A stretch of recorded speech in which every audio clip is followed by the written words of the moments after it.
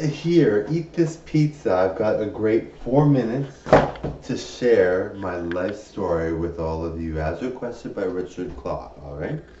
So now it seems to me that I'm going to be a really big star someday. That's what it seems to me. I'm not 100% certain about that. I don't know. I can't predict the future, but that's what it seems to me. So when I give this life story, I'm recognizing that in hindsight, when I look back on it later on, I'll recognize that as well. But I recognize that in the future, that's where I'm looking like I'm headed. Okay? So when I'm talking about my life story, it's 4 minutes. Okay, so let's keep track now. So 11:40 will be when I start, and then I'll do it till 11:44. All right? But my life story is very interesting because I'm very I mean, like, look, okay, it all stems from the fact that I think I'll be really big, right? Like, really, really big. So, with my life story, it's something that I've always thought I was better than a lot of people in looks and everything. Not better than anyone. No one's better than anyone, really, but in looks and in talent and different things. But I never really had that instinct when I was younger, and my dad was very attractive growing up. My dad was very attractive. My mom was very attractive as well, and so when I was growing up, I had, you know, I mean, I noticed that all of his friends looked had a look that wasn't as good, or he was always very polished and he was always very like dressed in a suit. He dressed nice every single day. He was always doing very, very well, and so when I saw his friends, I was always like, well, like why don't they look as model like or whatever kind of thing. In my mind, this when you're a kid, you're not thinking how it wouldn't be nice to say that, obviously, and I never did say that, but I always noticed that he looked like a rock star, and everybody else around him looked like these are his friends, right? Maybe he knew other people, but the people that I always saw him with, they always looked like they were not movie stars, and he always did, right? So yeah, so that's kind of like something that I noticed growing up, and I always noticed that I looked very good in my mind. But when I was growing up, I wasn't always treated that way, right? Like people saw my dad and they knew, okay, yeah, this kid is gonna grow up very, very, very, very successful looks wise and everything like that. That's probably what was going on in their mind. So they were thinking, well, let's just bother him and do this and that. So growing up, I never really noticed that I was really attractive because I just had people say things and do things, and it didn't reflect on how I felt about myself. But growing up and everything, I had my own friends, and now I have my own friends now. Well, I'm 41, so I mean, you get over the insults and all that later on. You're not really concerned about that, but so with all my friends now, they're all very they look similar to me, and they're doing a lot of things as well. So my bestie's awesome. She's gorgeous. She's really pretty. So like I have friends that are like kind of like similar to me, and they could all be YouTube stars easily. Like if my friend did a modeling video, it'd go viral for sure. So she's so cool. I love her.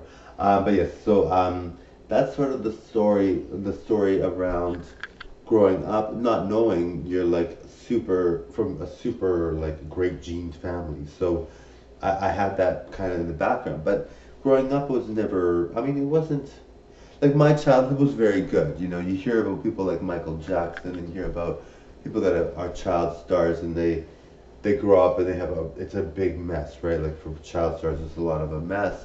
For a lot of them, not all of them, obviously. Britney Spears turned out well, and lots of them turned out well, but like as a child star, you're in the spotlight for at a young age, and you have a hard time.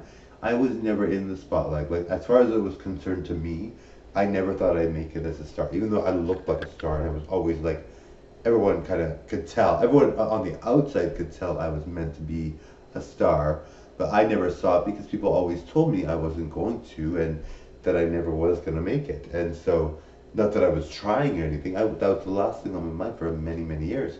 But when I started realizing, hey, all my friends look like really good-looking people, and all my family's doing quite well and doing this and that, and all my friends are, even if they're just acquaintances, they're doing quite well, and they're successful and they're doing well. So for me later on, I kind of got the sense, yeah, I'm really something. I'm really kind of a, I mean, I think everybody's a big deal, but when you look at your own perspective on yourself and you're like, whoa, this is crazy. I'm like this good looking, this talented.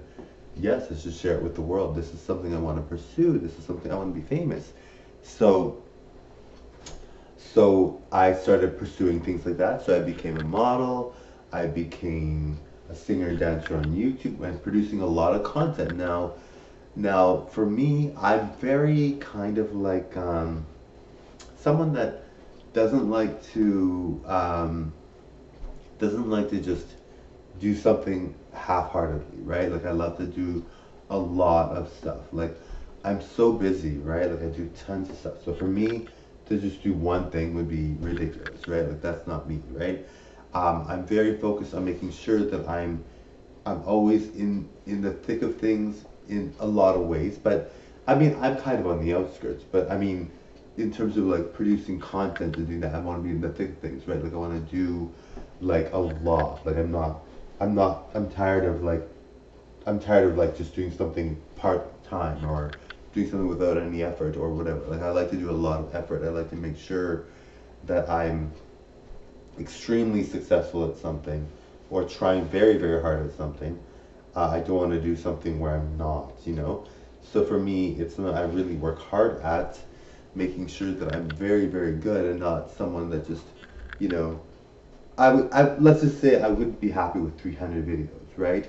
For me, I mean, if somebody's good and they have 300 videos, by all means, that's awesome, and that I love watching their videos, right? Because they're good. But for me, I like to do things a lot, like bold, dramatic. If you hadn't noticed, Melina's extremely glam and Marco's extremely jock glam. So, this gold shirt, like I wouldn't wear something any different, right? So Melina, like, look at that look. Like, that's not a common look. And I'm kind of one of those famous people lookalikes that is common but not common. I'm comfortable being common and being in a crowd with ordinary people, but I'm extraordinary in a sense. I mean, I never think of myself that way, but I mean, in reality, I'm extremely glam and gorgeous and a good talent. So I mean, for me, it comes naturally. And so when I'm out there in the real world, I'm not really thinking too much about it, really. But anyway, that is my autobiography in a nutshell. All right. I loved that video. I hope you loved it. Richard Clark, I hope you enjoyed it. I think it's a little bit past 4 minutes. But yes, so I've always known myself to be, whenever I compared myself, I always came out on top, but you never really thought of pursuing my dreams until recently. And I mean, I think everybody should. And as you can see, I'm always very supportive for everybody else's talents and everybody else's growth as well. If you hadn't noticed, because for me, you know, I'm the type of person that's like, you can't make fun of that person because you never know. They might be a doctor, they might be a rich entrepreneur, or maybe they're going, and it can be anybody. It can be anybody. You don't make fun of disabled people because it's rude. You don't make fun of special needs people. You don't make fun of race. You don't make fun of straight, gay, lesbian, bi, any of that. Pansexual, you don't make fun of that. Binary, you don't make fun of any of that. A trans or anything like that, because you never know where they're going to end up. Some people really do amazing things, and people change dramatically sometimes. So you don't want to make fun of anyone at all. Like I'm pretty much guaranteed to be gorgeous all my life, and I like to leave a solid, uh, reputation where I'm not dramatic in any way by criticizing someone or being like really rude unnecessarily. Nobody likes a celebrity that's like, I'm better than you, you are nobody. Nobody likes that kind of celebrity, right? So we don't like to have that kind of celebrity, so I'm not like that, right? And like I said, you never know. Anybody can be a star. Maybe someone is mean and totally out of the loop and just bizarre, and then all of a sudden they're gorgeous and they're a star, right? So you never know. It could be anybody, right? So you leave everybody alone. You don't make fun of them. You just pursue your own dreams. Don't compare. You may come out on top, like I feel I do, but I don't compare directly. I'm not going to be like, you're less than. So anyway, thank you all for watching. That's my autobiography in a nutshell. I hope you enjoyed that, Richard Clark. Thank you so much, fans, for watching. My pleasure to serve you the best content in the world. All right, Marco DC, totally enjoy. All right, and your other request was, let's see, 4-minute biography. Let me just see. There was one other thing you wanted me to do, Richard. 4-minute autobiography, and then Samantha Barton wanted me. I forget what that was. There was one other thing you wanted me to do.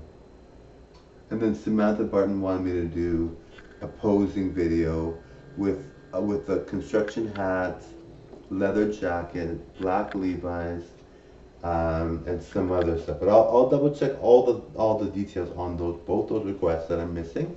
And of course, I'm going to do that by autobiography as Melina as well, Richard. So Melina's gorgeous. We love some Melina. She's awesome. So we're going to do some Melina videos like that as well, some autobiography videos, okay? So thank you all very much for watching. My pleasure to serve you the best content the world has ever seen. All right, thank you guys, and thank you, Richard. All right, bye, fans.